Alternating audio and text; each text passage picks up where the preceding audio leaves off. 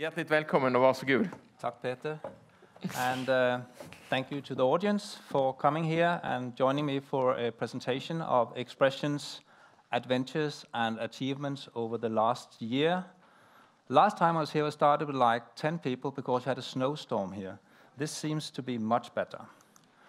Today I will give a brief introduction of how we got here, who we are and what we are doing, before reverting to actual business and finances. I will go into a bit of the projects that mark some of the milestones over the year, and in particular, I will spend some time talking about our new joint venture, which is also a repositioning of this company going into actually developing products in the vaccine region. Finally, I'll sum up a bit and take some questions. First, I'll answer the question that always starts after my presentations. Why the S2 in your name? And basically, the reason for that is that we are based on a platform that was developed on cells that are called S2 that are used to express proteins. When we made the name, they were put into the name, and the lifting in the uppercase just means two S's as you spell expression. Then we're done with that. Basically, this technology was developed over about 10 years and patented in this company. In the reverse merger, this was then put down, and this platform was spun out with 3 of the founders of Expres2ion in 2010, and they spent a period from that developing the technology, actually with a number of customers and products, until the point where we were listed last year on Nasdaq First North, 18 million Swedish kronor as a successful emission. And we founded the Swedish AB, under which the Danish APS, 100% owned. And recently, we then had a rights emission, also successfully, which also financed mostly the AdaptVac initiative, which I will revert to later. So this is kind of the stock market information, first of all. What are we doing? We work with vaccines and vaccine development. And the square up here is where we are. Early development, discovery, and actually running a bit into clinical in some of the projects now. When you start developing vaccines or immune therapy, you start with having a condition where somebody is ill. So you have something that causes that. It could be bacteria, virus, or cancer, actually. And nowadays, what we do is we identify what actually causes a disease. We isolate the gene, and what we have, and that is what comes up now, the base platform is a technology where we can produce what is generally proteins from that gene, purify it, and we then deliver it into vaccines, immune therapy. We also deliver it for diagnostics, and diagnostics is nowadays a very growing entity where you try to make precision medicine, and a number of therapies today is only developed with a corresponding therapy. We also make tools, and beside that, we sell the platform. We sell it as kits, we sell it as reagents, we sell services for customers, and we sell licenses for customers to use the platform either for research or finally, if they want to make a product, we will get milestones and royalties of said product. That is the business we do. We are in the market of vaccines and immune therapy, and given by this square, diagnostics, vaccine, immune therapy is only a smaller part of a very large area. This is where we work with flu, Zika, and also immune therapy, as we said, and the diagnostics. The question is this really a rewarding market? Well, it's a big market. If you look at the predictions in the area, we have some of the biggest growth rates in the area, and the above number, about 12% annual increase in the market, don't have to be taken alone, because if you look at the numbers from 2 of the largest players, which is GSK and Sanofi, they actually had growth rates in the first quarter this year in the order of 13-15%, and we are talking about $1 billion in revenues. So this is big business, and that is the reason we're there. When it comes to how we make our monies, first of all, we have to have customers want our product, and what we do is that we enable them to make the product, which has to do with enabling difficult or impossible to do products. And the malaria vaccine which we have a share in, is now in phase 1, 2A, was not possible to make until they tried this system. Besides that, speed is very important when you develop things in a competitive market. So faster to market equals money, clinical validated platform, and by the end of the day, we have a cost-efficient production system. How do we make money on that? Well, we have short-term revenues. It means we do earn money, in contrast to many biotech companies. We make them on selling our products and services and licenses. We do, however, also expect to have upfront payments if we sell things off as projects. This could be AdaptVac, where we actually have 50% of the products that are developed at this time.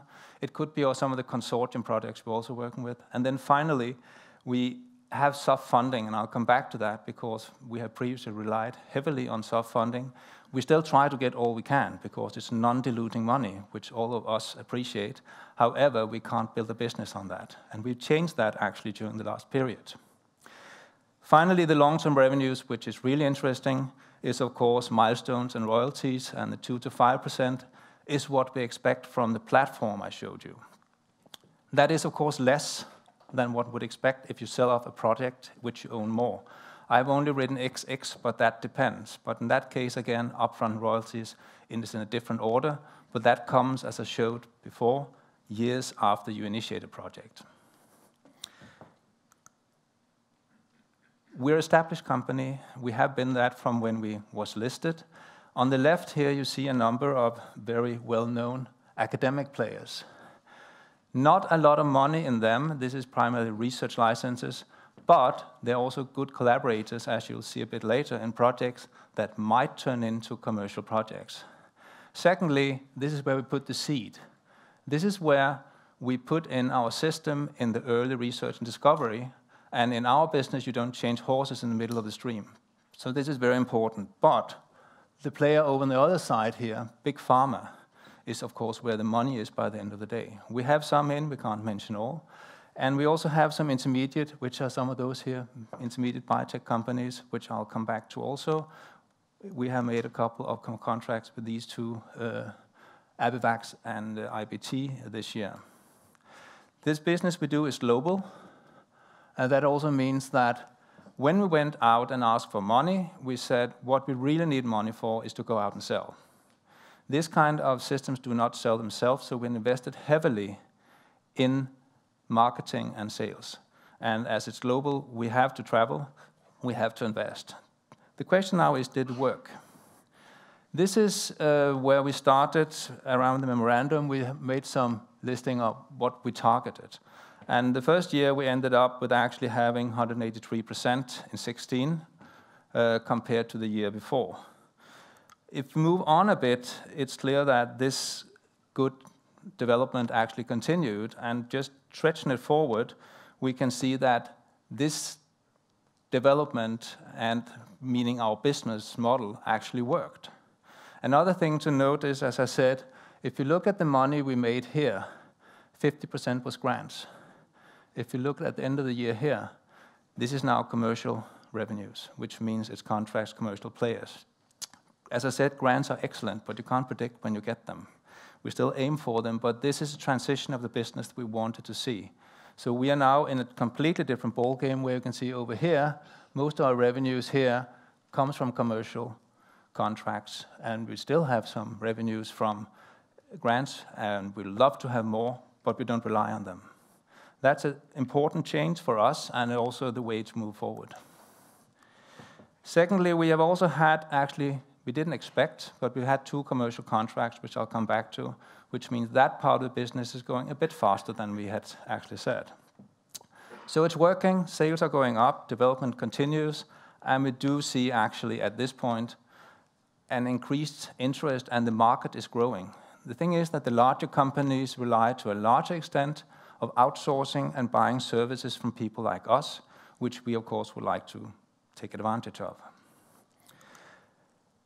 The share value since introduction is, as always, a roller coaster. I put in the bottom points where we released news. And what we can say is that Initially, we didn't have much news and we saw different changes, but at the end of the year here, we introduced AdaptVac, and here's where we come the proof of concept. We have certainly seen that the market appreciates the fact that we do incorporate products. As everybody knows in the biotech business, incorporating products and development yourself gives large value increase, however also puts on risk. And it's important for me to say we've done it in a way where we keep it at arm's length stretch from the core business in the AdaptVac unit. Nevertheless, it's clear that the market has appreciated that, and so do we, and we expect a lot from that. And you can also see that the actual numbers up here is reflecting what I believe as a shareholder must be a good development. This is the news stream. I don't expect you to read it. You can find it on the homepage anywhere else, but it just relates to the fact that we have many customers, we have many projects, which means we have a lot of news. They're of course not all of the same value, and I know that we have been criticized a bit that it's hard to actually say what's the value when you say you make a deal and you don't put in numbers. And I unfortunately have to say in a number of these deals, the customer dictates whether or not we can put that in. And that means that you'll have to look at our revenues and how the company progresses. That will show you how things are going. When it comes to larger deal, that will of course be different. A brief word on the malaria projects, because we spent a lot of time on that. The only thing I'll say here is malaria is a tricky disease. And as you may also know, it comes over a mosquito into a person. And if that person is a woman and she's pregnant, the woman and the child is in danger. If it goes over the liver, it ends in the blood and go back here and it circulates. But in the blood is a point where we also can address it. And we are now having 2 projects, we mentioned before, both in clinical trial, a placenta malaria vaccine over here, running in Benin and Tübingen at the moment, phase 1A and B. We don't have the results public yet, but the studies are getting concluded at the moment. It takes a bit of time to work with the data, and particularly also when you work in third world countries and getting everything in consortium together, because you can see there's a lot of players in this, and this is based on grant money. All this work, and we have gotten paid for it as well, it's not something we invested in, but it's paid from Framework 7 program in Europe. Over here, we have Jenner Institute of Oxford, and that's the blood vaccine, and that's running in phase 1-2A at the moment. We don't have any outcome of the studies yet. We expect them to come next year. But this is, of course, very exciting to see where it brings us. And on top of that, we have a patent collaboration in Australia, which means we sit very nicely suited with the best of the malaria research present, and we do, of course, look very much forward to see some results. Our first commercial license was Abivax, and as I mentioned, this is a little bit different. This is a French company that is listed. It's worth a bit more than us, 102 million euros, taken from the 5th of September. Basically, they have a portfolio of many different things, but they choose to look at antiserum. Ebola is a disease that comes very fast, and you can't really get vaccinated if you're infected. But if you vaccinate an animal where we made the protein, you end up by having antibodies you can inject directly, and you are protected for a while doing that, an immediate protection actually. This is now waiting for animal results. All the GMP work has been done, so we're waiting for Abivax to take that on. But we do here have actually royalties and milestones included. We also have a second commercial license, and I think it hasn't been noticed that much because it's different. This is tools for research. IPT is a US company, and they work with different diseases. They also have product pipeline, but these are things that are sold to the market, and we made a frame agreement of 5 products, and they will be taken to the market and sold on the US market by them, and we expect to have revenues, as said here, in the order of 1 million Swedish kronor. So this is good button bread business. It's of course much easier to make for us. It doesn't give high revenues, but running business like that will sustain our core business and give us some turnaround. Final thing I want to mention is we do actually work on a grant, and we work together with 2 partners. One is an upcoming Swedish company, Abera, and the other part, University of Copenhagen. We have joined forces in what's called the OptiFemVac project, which addresses female reproductive and infant health, primarily Zika, but also an HPV malaria combination. Now, the reason that this makes sense is we can make the antigens, and then Abera here has the vesicles that are small bags that can get out the bacteria, and you can put the antigen on that. And on the other side, we have virus-like particles. That is a different structure, but you do the same. Both systems enables the system to work fast, give a good immune response, strong responses. So we make that as a comparison, and if we get closer to any products, we have something in the pipeline. It has initiated, and by the end of the day, we will have approximately 750,000 euro altogether, of which we will have approximately 300,000. So this is running. I will now turn to the new joint venture. This is something we have 2 press releases. As you can see, it started in June and was closed after the rights issue in October. It takes a while to set up these things. It's all based on technology that is spun out of the University of Copenhagen, patented, over a company called NextGen, which incorporates the inventors of this technology. And we put that into AdaptVac as a 50-50 company. Now, this provides us with several things, but most of all, it gives us a pipeline, an early pipeline to which we couldn't afford getting access through a normal if we should build up this kind of research, because this links in to large groups at university who has excellent high-end technology, so we will be forefront with what we do. We have only published 1 target, and that makes sense. First of all, we don't want people to know what we're doing until we have solid results, and secondly, we also, at some point, as a small company, will focus, and we have chosen to focus on the cancer vaccine, which I will revert to initially.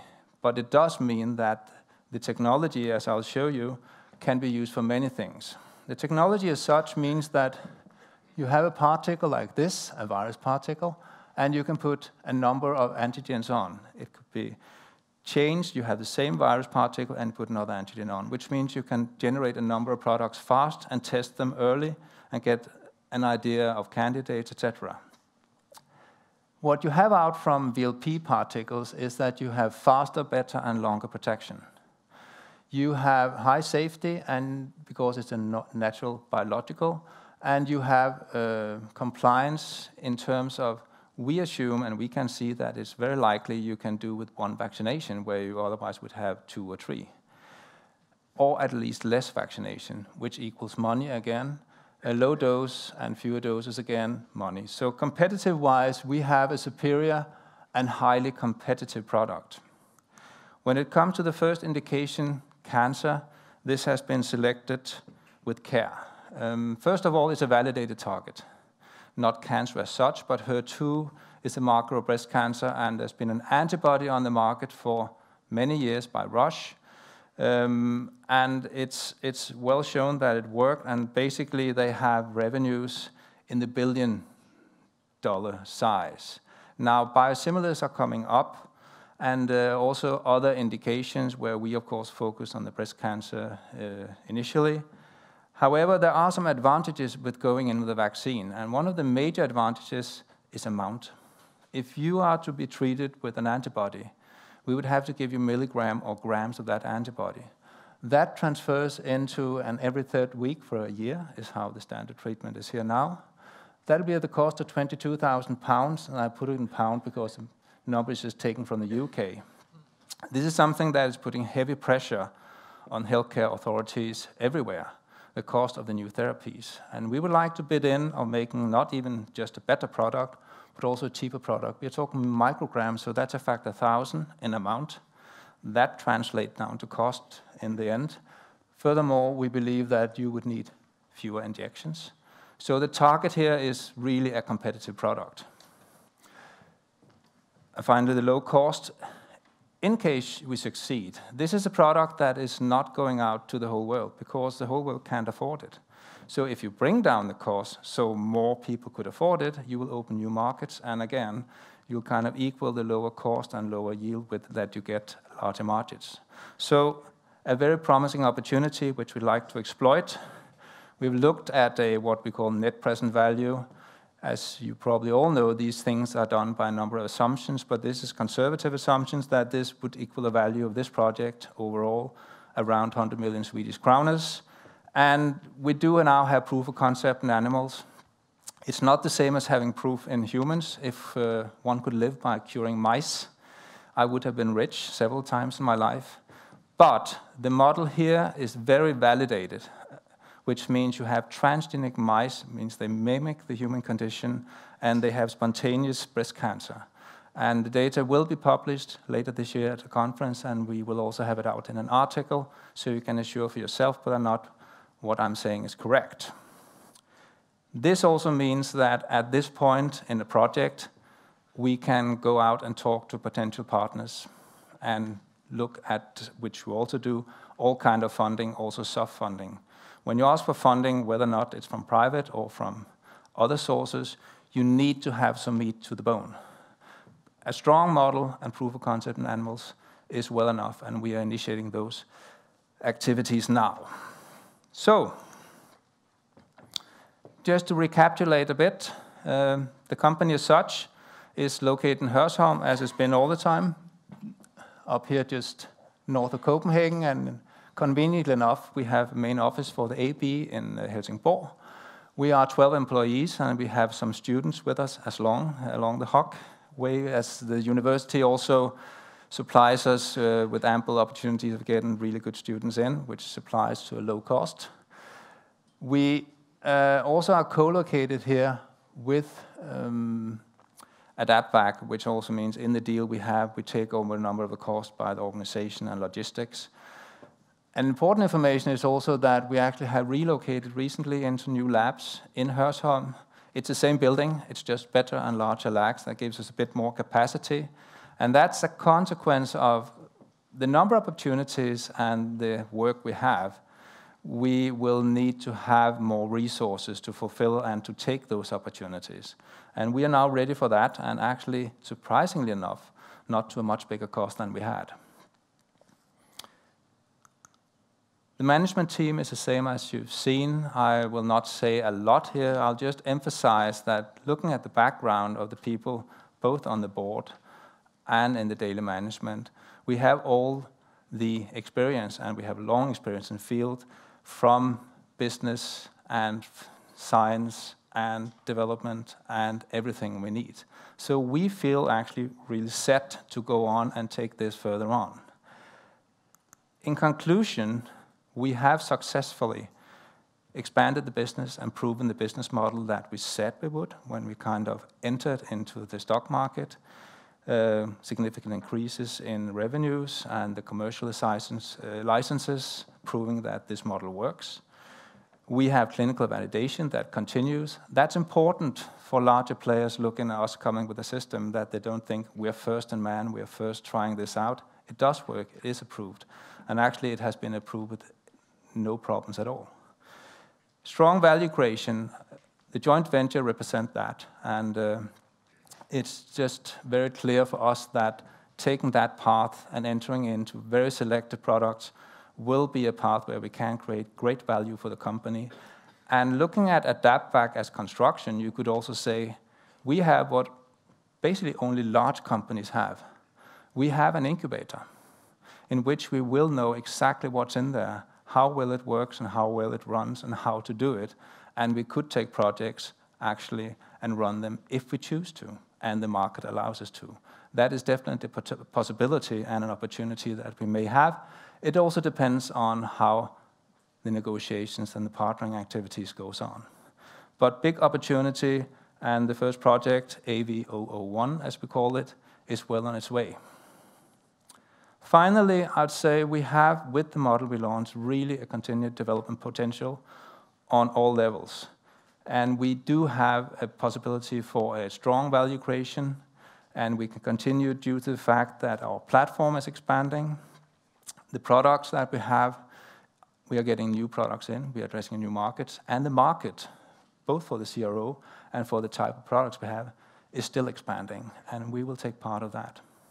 So I will conclude by saying that I believe we're ready for next level, expressed by the picture from a team building day where everybody was hanging on to what they had on a stick. And I'll be happy to take any questions you may have. Tack så mycket, Sten. Tack så mycket.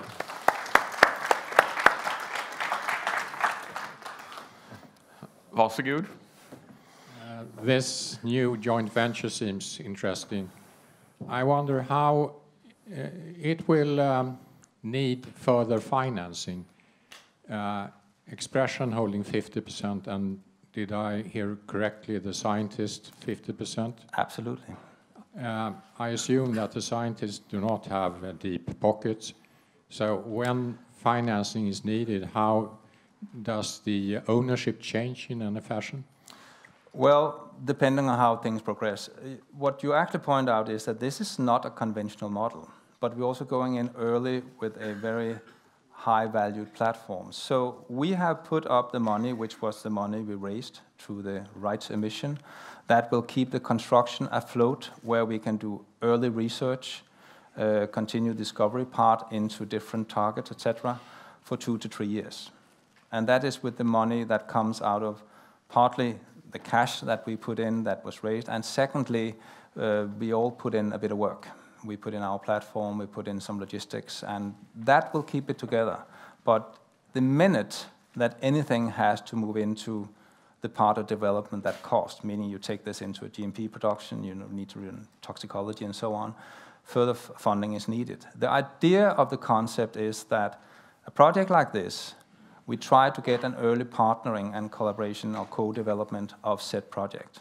So it's not our intention in this construct to put in a lot of money here now. We're not required to.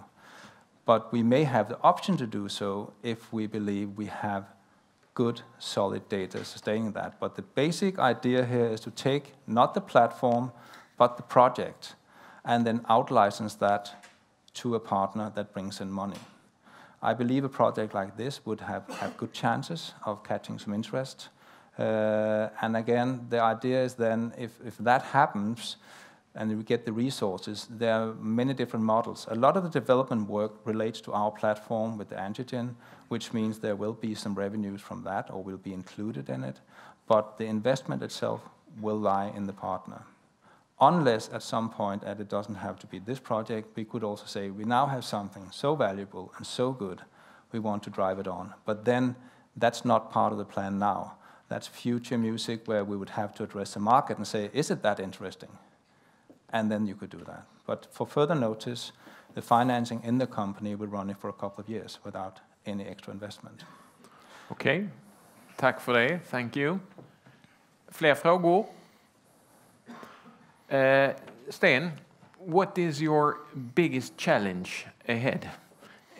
I mean, the presentation you've given gives us an understanding that you've done a lot and you have interesting plans for the future. But when you have plans, you also have 1 or 2 big challenges ahead. And could you elaborate on that a bit?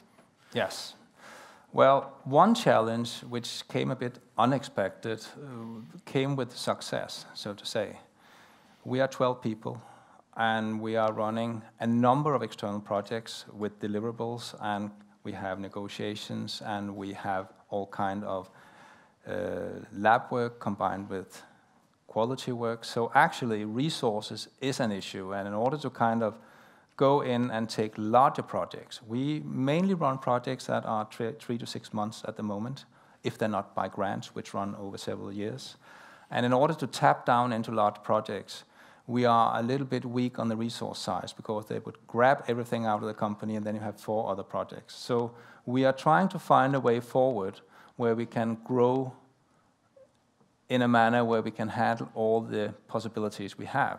And that's not actually trivial, and we are considering how to solve that, but basically you could say the momentum to handle the amount of projects that really make this sustainable, then we would have a larger size. Okay. Secondly, the large challenge with AdaptVac. This is not a conventional construction, and we in AdaptVac NextGen, as an academic partner, which still is founded also deep into a very strong department at the university and heavy research, and us as a commercial part, to find out exactly the speed and the collaboration of how to do things. But until further notice, I have to say that we have found a path, and we have made a unconventional construction, which also makes the researchers extremely motivated in this situation, and we really have to be very focused, also not to get driven off by all the other ideas. So I think the focus and the collaboration, of course, is a challenge because we've been our own entity until now. Okay. But on the other hand, we do see a lot of opportunity here, and we do seek to take advantage of that. Okay, thank you. Very nice answer, very good answer. Do we have a final question from anybody here? Okay. Steen, thank you very much for coming. Thank you. Thanks.